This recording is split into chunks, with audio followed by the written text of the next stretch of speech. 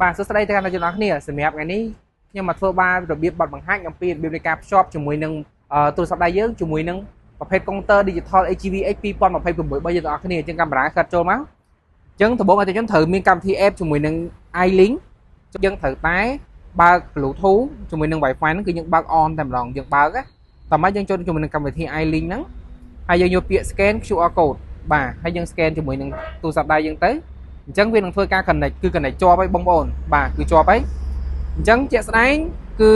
យើងអាចធ្វើការនៅមុខងារប៉ានេះយើងអាច share អេក្រង់ពីទូរស័ព្ទដៃយើងចូលទៅក្នុងនោះបានដូចគ្នាតែជន់ណាជាមួយខ្ញុំចុច start បាទអញ្ចឹងយើងអាចឃើញខ្ញុំចង់បញ្ជាអីផ្សេងគឺវាចូលក្នុងនឹងបានពីអេក្រង់ iPhone យើងចូលទៅក្នុងនឹងអញ្ចឹងណាចឹងងាយស្រួលមែនតើហើយយើងចុចចេញវិញមកហើយមួយទៀតមុខងារដែលពិសេសគឺក្នុងការប្រើប្រាស់នៅតាមផ្លូវណាយើងមើលទីតាំងបាទយើងចូលឡើងពាក្យ search address ឧទាហរណ៍ថាខ្ញុំចង់ទៅទីតាំងណាមួយអូខេថាខ្ញុំចង់ទៅរោងកុនបាទអញ្ចឹងយើងជួយពាក្យ start navigate មកអញ្ចឹង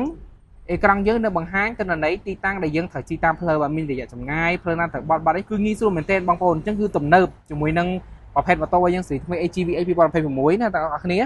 បាទអញ្ចឹងគឺងាយស្រួលមែនទែនក្នុងការភ្ជាប់យើងគ្រាន់តែមាន app ជាមួយទូរស័ព្ទដៃហើយយើងអាចធ្វើការ connect ភ្ជាប់អាចជាមួយនឹងការ record កាមេរ៉ាដែលយើងធ្វើដំណើរជារៀងរាល់ថ្ងៃក៏ដូចជាជាមួយនឹងទីតាំង Google Map នៅលើអេក្រង់របស់យើង HGVX 2026នេះផងដែរអតិថិជនអរគ្នាអរគុណ